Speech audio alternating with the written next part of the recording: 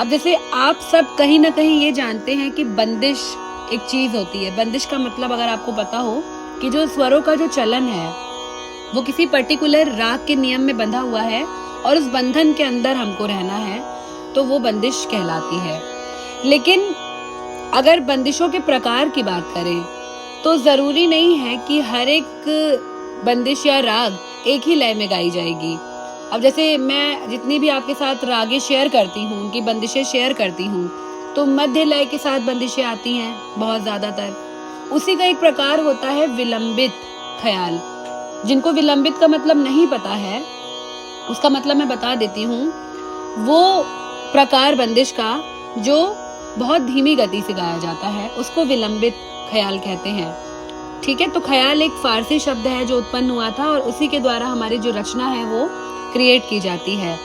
अब जैसे आप जितने भी बंदिशें गाते हैं तो मध्य लय यानी एक नॉर्मल स्पीड में आपको गाना होता है, और द्रुत लय जो कि उसके डबल स्पीड में गाया जाता है, और विलंबित लय जो बिल्कुल ही स्लो स्पीड में गाया जाता है। तो विलंबित ख्याल की अगर हम बात करें तो इसका जो बीपीएम होता है वो होता है 40 से 50 के बीच में। और इसके अलावा भी एक प्रकार है अति विलंबित, यानी इससे भी धीमे गाए जाने वाला, जो कि आजकल प्रचलन में बहुत कम है, तो वो भी गाया जाता है।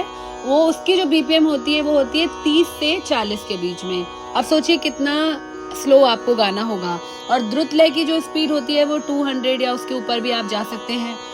छोटे ख्याल यानी मध्य लय की अगर हम बात करें तो 130 से 160 के बीच में आपको ये दिखाना होता है। तो ये सब कुछ इम्पोर्टेंट टॉपिक्स हैं जो कि आपको पता होने चाहिए।